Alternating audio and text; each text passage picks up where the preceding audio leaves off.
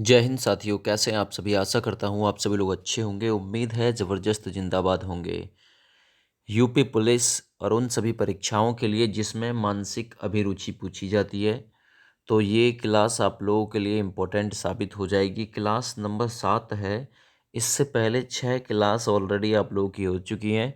इस वीडियो के आई बटन में लिंक मिल जाएगा, वहाँ से आप लोग पिछली क्लासेस भी देख सकते हैं।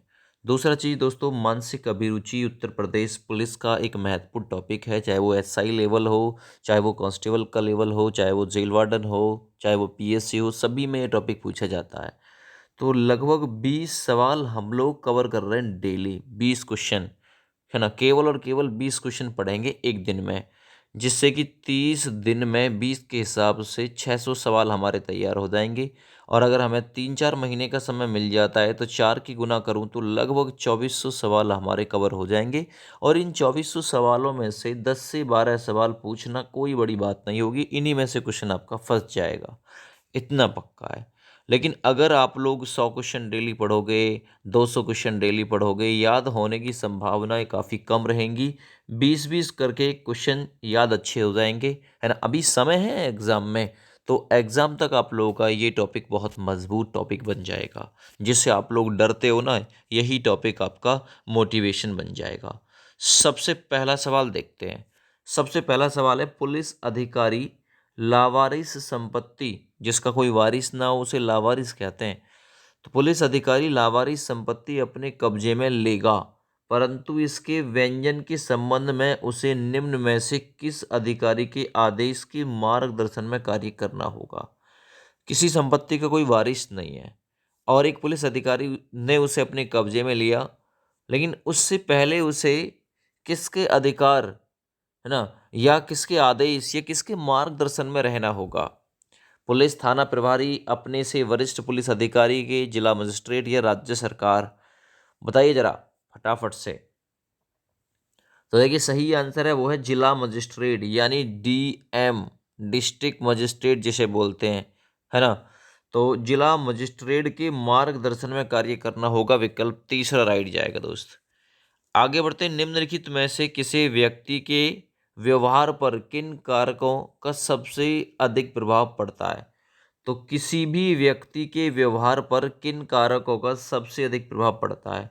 आनुवंशिक गुणों का, उसकी शिक्षा व प्रशिक्षण का, उसके धैर्य और बुद्धि कौशल का, उसके संवेगों व भावनाओं का, है ना। तो जरा बताइए इस सवाल में राइट आंसर आपके हिसाब से क्या हो सकता है दोस्त। तो भाई किसी भी व्यक्ति के व्यवहार पर किन कारकों का सबसे अधिक प्रभाव पड़ता है, उसके संवेगों व भावनाओं का प्रभाव सबसे ज़्यादा पड़ता है। इसलिए आप लोग विकल्प डी राइट कर दो दोस्त।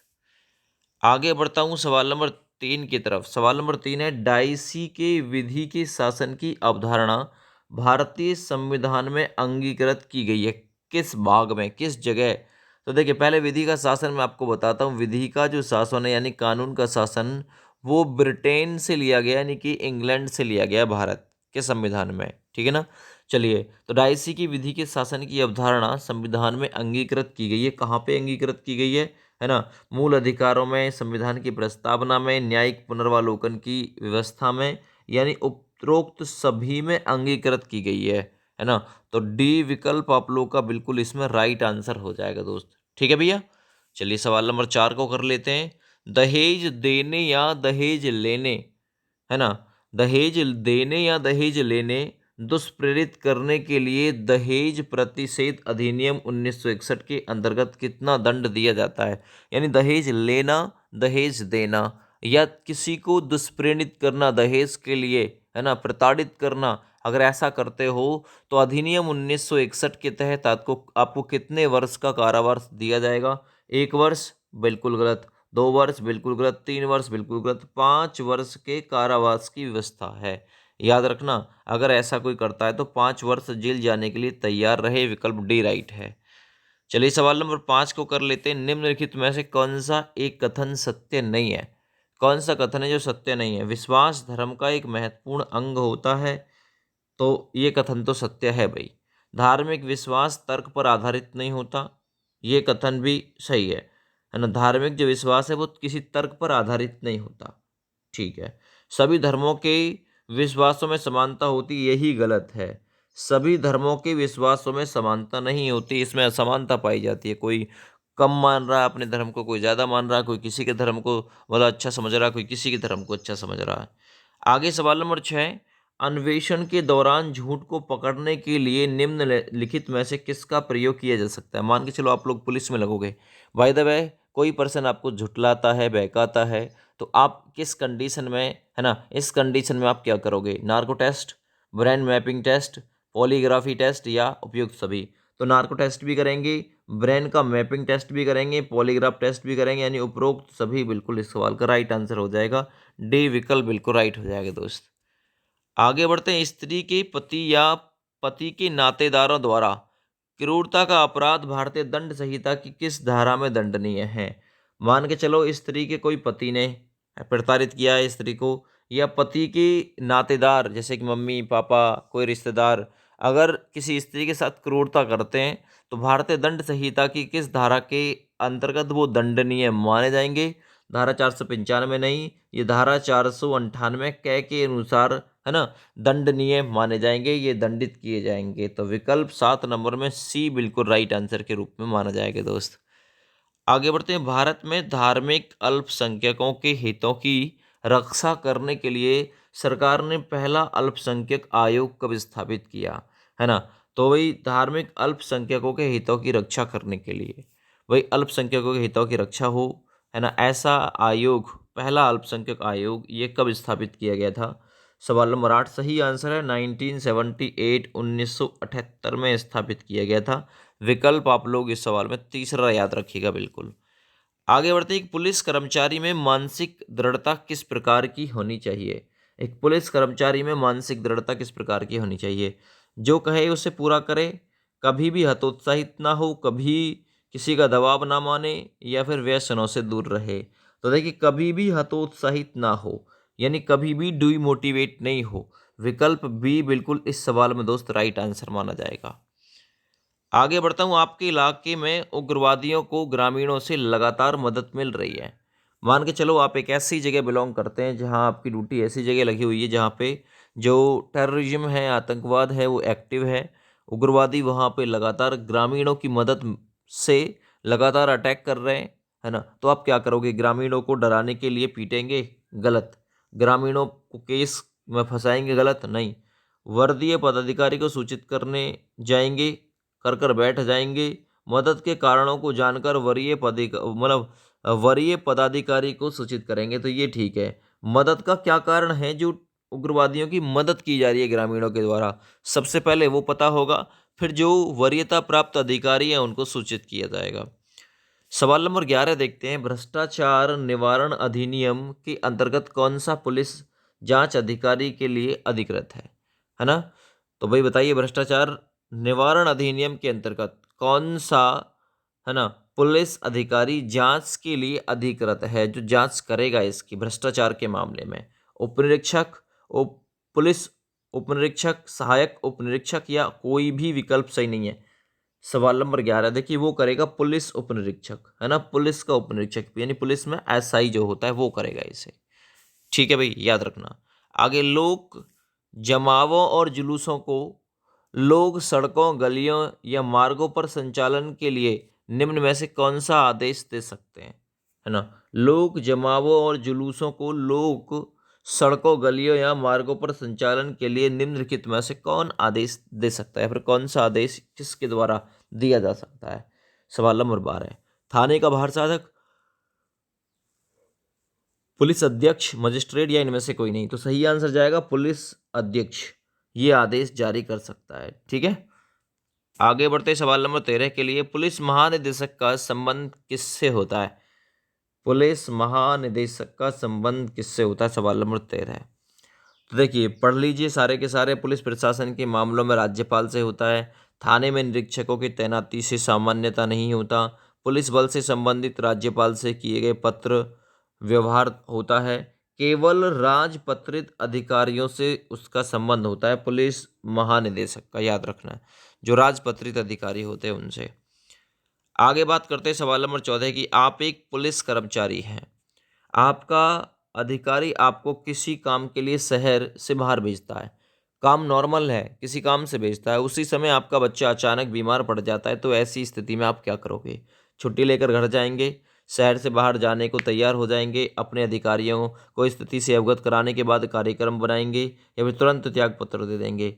तो यदि आपका देखिए अधिकारी आपको बाहर भेज रहा है काम के सिलसिले से और उसी समय आपका बच्चा बीमार है, सबसे पहले आपकी ड्यूटी है कि छुट्टी लेंगे और घर जाएंगे। पहले बच्चे की देखरेख जरूरी होगी। ठीक है, याद रखना ये चीज़। आगे बढ़ते हैं। विधि शासन की संकल्पना कहाँ की संवैधानिक प्रणाली की एक विशेषता है, विशिष्ट रूप से?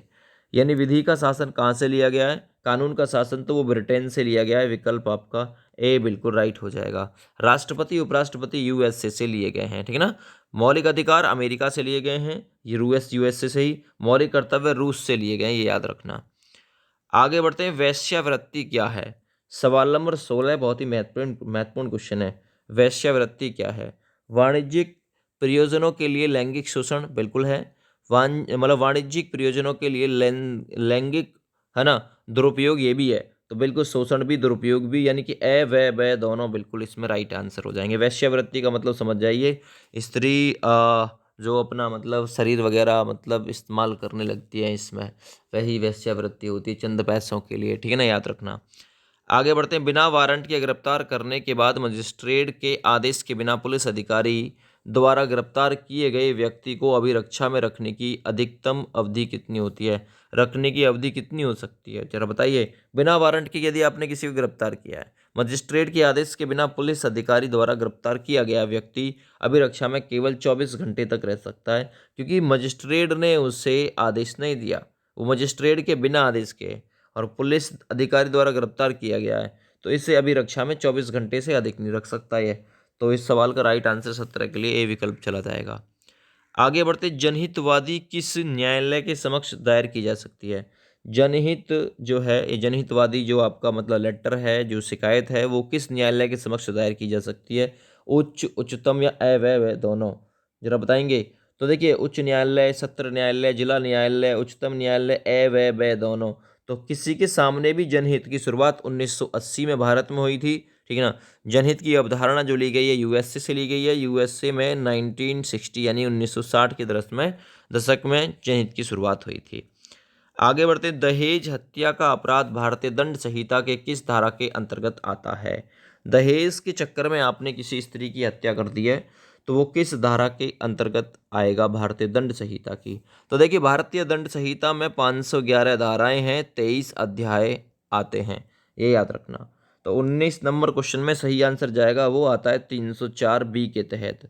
304 बी के तहत, है ना, वो भारतीय दंड संहिता की धारा के अंतर्गत शामिल किया जाता है, दहेज हत्या का मामला। आगे बढ़ते हैं। भारत में निम्नलिखित में से किसे अल्पसंख्यक माना जाएगा? है ना, किसे अल्पसंख्यक, जिनकी अल्पसंख्यक यानी कमजोर संख्या होगी, कम संख्या होगी, मुसलमानों को भी, ईसाइयों की, जैनों को भी। अल्पसंख्यक में जरूरी नहीं है कि ये केवल मुसलमान ही होंगे, नहीं, सारी कास्ट से कोई भी हो सकता है। तो डी विकल्प बिल्कुल इस सवाल में राइट आंसर 20 नंबर के लिए माना जाएगा। आगे बढ़ता हूँ। मानसिक दृढ़ता से क्या संभव है, क्या पॉसिबल है अगर आपकी मानसिक दृढ़ता बिल्कुल मजबूत है तो? धन का लाभ, आंतरिक गुणों में वृद्धि, दोस्तों की संख्या में कमी, नौकरी से हाथ धोना।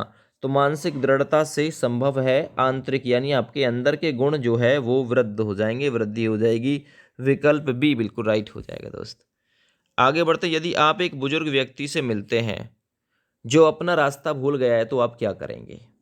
आपके सामने एक ऐसा व्यक्ति है जो अपना रास्ता भूल गया है, उनकी बात पर ध्यान नहीं देंगे, गलत है, आप पुलिसकर्मी हैं। उन्हें कुछ धन देकर उनकी सहायता करेंगे, नहीं, ये भी नहीं कर सकते आप। और उनके गंतव्य के बारे में आवश्यक सूचनाएं एकत्रित करके उनका सही मार्गदर्शन करेंगे कि आखिर उन्हें जाना कहाँ था, है ना। वो सूचना पहले एकत्रित करेंगे, फिर उनके, है ना, उनके लिए मार्ग या पथ प्रदर्शक का कार्य करेंगे, उन्हें छोड़ के आएंगे। पुलिस अपने उद्देश्य एवं कर्तव्य में असफल रहती है, इसका प्रमुख कारण क्या है? भ्रष्टाचार और घूसखोरी, अशिक्षा और प्रशिक्षण का अभाव, उचित समाज या उचित साज व सामानों का अभाव, या फिर उपरोक्त में से सभी। सवाल नंबर 23। भ्रष्टाचार घूसखोरी भी है, शिक्षा अशिक्षा, है ना, प्रशिक्षण का अभाव भी है, उचित साज व मतलब सामानों की कमी भी है, उपरोक्त सभी इस सवाल में बिल्कुल राइट आंसर माना जाएगा। 23 नंबर के लिए यहाँ एक से ज़्यादा ऑप्शन प्रबल आते हैं।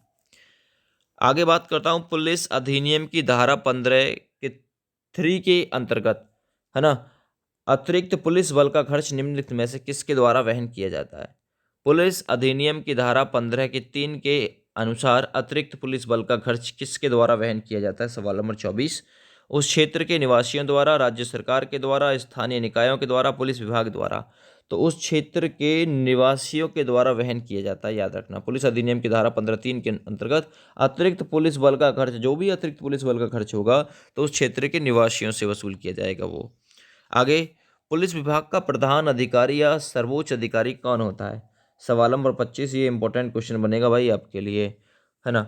डीआईजी, आईजी, एसएसपी, वो होता है डीजीपी, टीजीपी, है ना, डायरेक्टर जनरल ऑफ पुलिस। याद रखना ये चीज़। आगे, आप एक पुलिस अधिकारी हैं, आपको अपने अधीनस्थ के विरुद्ध एक शिकायत प्राप्त होती है, आप क्या करेंगे। सवाल नंबर 26 इंपॉर्टेंट क्वेश्चन रहेगा। उसे निलंबित करेंगे या उसके विरुद्ध शिकायत के संदर्भ में एक जांच बैठाएंगे, उसे दंडित करेंगे या शिकायत को नज़रअंदाज कर देंगे। तो आप एक पुलिस अधिकारी हैं, आपको अपने अधीनस्थ के विरुद्ध एक शिकायत प्राप्त हुई है, तो आप लोग उसके विरुद्ध शिकायत के संदर्भ में एक जांच कमेटी बिठाएंगे। तो इस सवाल में राइट आंसर दोस्त आपका बी विकल्प गया। आगे बढ़ते, डाइसी के विधि शासन की संकल्पनाओं में कौन सी लागू होती है। डाइसी के विधि के शासन की संकल्पनाओं में कौन सी लागू होती है। विधि की सर्वोच्चता, विधियों के समक्ष समानता, अव्यय दोनों, या इनमें से कोई नहीं। तो 27 नंबर के लिए डाइसी के विधि शासन में संकल्पनाओं में संविधान की सर्वोच्चता, है ना, विधि की सर्वोच्चता, विधियों के समक्ष समानता, अव्यय दोनों इसमें शामिल होती हैं। तो इस सवाल का राइट आंसर जाएगा सी विकल्प, ना कि बी। ठीक है, आगे बढ़ते हैं। अंग्रेजों की भारत में फूट डालो और राज करो की नीति का परिणाम क्या हुआ था। सवाल नंबर 28। आतंकवाद, राजनीति में हिंसा, या संप्रदायवाद, या राजनीति का अपराधीकरण। अंग्रेजों की भारत में फूट डालो और शासन करो की नीति का परिणाम हुआ था संप्रदायवाद। ऑप्शन यहाँ आपका सी विकल्प बिल्कुल राइट हो जाएगा।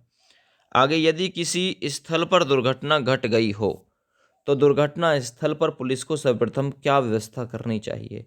शांति बनाए रखने की, जीवित बचे लोगों के लिए कैंप, भोजन, दवाओं की, भीड़ व यातायात पर नियंत्रण, चिकित्सा सुविधा उपलब्ध कराना, गंभीरों को अस्पताल पहुंचाना। बहुत ही सिंपल है, आसान मिल गया लास्ट वाला। चिकित्सा सुविधा उपलब्ध कराना सबसे पहली, और गंभीरों को, घायलों को अस्पताल पहुंचाना, ये सबसे बड़ा काम रहेगा पुलिस का। सवाल नंबर 30 देखो, जनहित याचिका एक पत्र द्वारा कौन दायर कर सकता है। कौन दायर कर सकता है। जनहित याचिका है, कोई भी दायर कर सकता है, इसे जनता के हित की याचिका होनी चाहिए बस, ठीक ना।